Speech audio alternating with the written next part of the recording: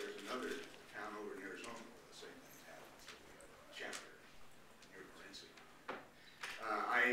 After going to Western High School, which is now not there, but associated public high school, but Western was affiliated with the originally with the New Mexico State Teachers College, actually the normal school if you look back on it, and now Western College, Western University. I then had the good fortune to be accepted to the California Institute of Technology out of high school.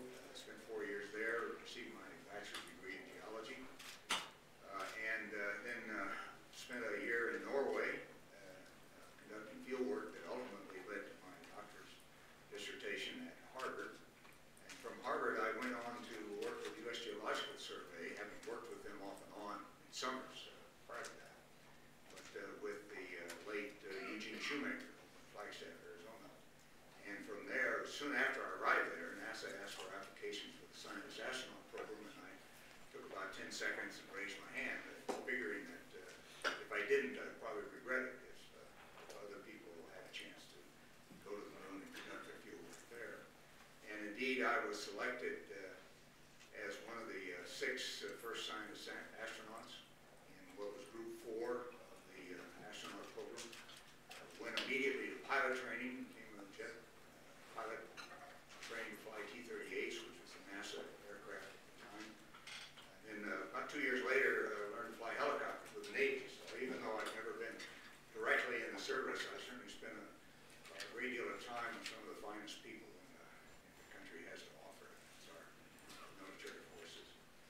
Once I was fully in place at the Houston Manned Spacecraft Center, now the Johnson Johnson Center, I became very deeply involved not only in the science training of the astronauts, but also in the development of a variety of equipment for the space flights, and particularly relative to the lunar descent module that actually made the landings on the moon.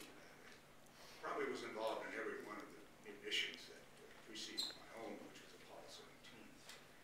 After completing Apollo 17, I spent most of 2 years running NASA's energy research and development programs. What the idea there was to take the technology that NASA had developed for the Apollo program and see if we could apply it to other issues that were related more directly to energy development and conversion here on Earth, particularly conversion of energy, because that's really what the technical side of spaceflight is. It's converting energy from one form to another as efficiently as possible. And some of you may recall that during that period of time, my office actually put a wind turbine in Clayton, New Mexico, one of 2 sites that we selected in order to test out some of the then very, very young infant technologies related to wind turbines. There were a lot of things we didn't understand at that time, and I think contributed to a better understanding than we have today. Of course, we're still quite a ways away from having wind turbines being truly competitive with other energy sources, but progress clearly has been made, more still to be made. Once I had taken a hard look at that effort, I continued to be interested in politics.